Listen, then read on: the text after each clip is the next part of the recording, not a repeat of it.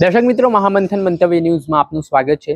આજથી થોડાક દિવસ પહેલા જામનગરના જડેશ્વર વિસ્તારમાં મહાનગરપાલિકા દ્વારા ડિમોલેશનની કામગીરી હાથ ધરવામાં આવી હતી, જેમાં આહિર સમાજના જે વૃદ્ધ દંપતી હતા તેમની સાથે તંત્ર દ્વારા જે વર્તન કરવામાં આવ્યું હતું।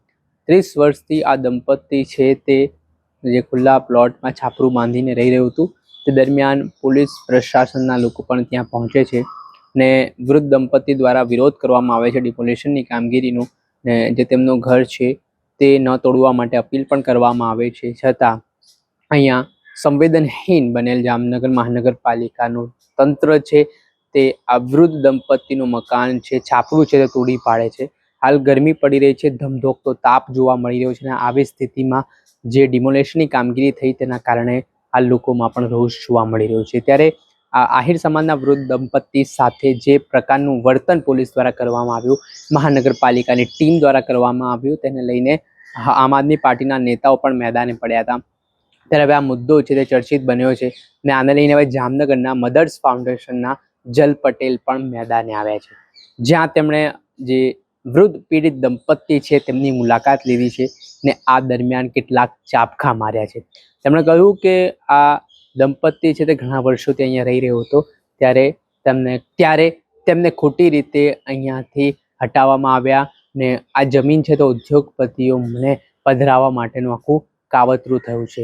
સાથે જ તેમણે ચાબખા મારતા કહ્યું, નામ લીધા વિના, કે કેટલાક લોકો ચૂંટણી સમયે હું આહિર સમાજની દીકરી છું તેમ કહીને નીકળી જાય છે, પરંતુ જ્યારે આહિર સમાજના લોકો મુશ્કેલીમાં મુકાય છે ત્યારે લોકો દેખાતા નથી। પહેલા સાંભળો જલ પટેલને।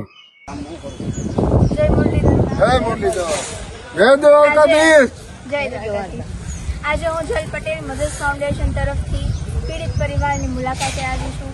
ગઈકાલે તમારું એક વડીલનું જે ઘોર અપમાન થયું છે તંત્ર દ્વારા, તેનાથી આપણું ખાલી દિલ નથી તૂટ્યું, આપણી અસ્મિતાને હચમચાવી દીધી છે।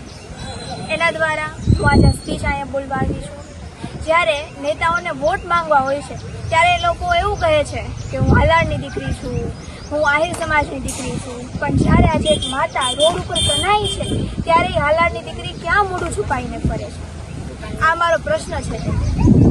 અને જ્યારે તંત્ર આવું કામ કરે છે, એક બા સાથે જે 40 વર્ષથી એમનો અહીંયા આશરો હતો એ આશરોને તોડી નાખે છે અને મોટી ઇન્ટરનેશનલ કંપનીઓને મફતમાં સરકારી ખરાબો આપી દે છે અને એક ગરીબ પરિવારના આશરાની સામે બુલડોઝર આવી જાય છે સરકારી ખરાબામાં 40 વર્ષથી રહે છે તેમ છતાં।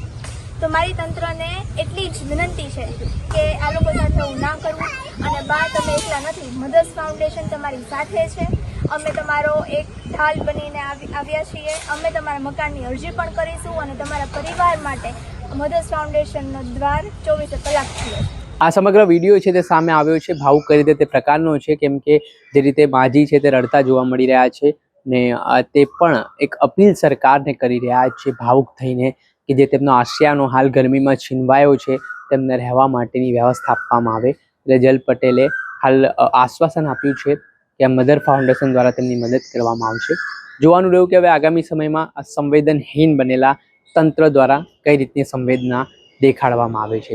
દર્શક મિત્રો, આવા જ નવા વિડીયો સાથે આપણે માહિતગાર કરતા રહીશું, પડે અપડેટો આપના સુધી પહોંચાડતા રહીશું। એટલે મહામંથન મંતવ્ય ન્યૂઝની ચેનલને લાઇક કરી લો, સબસ્ક્રાઇબ કરી લો અને વધુમાં વધુ શેર કરો।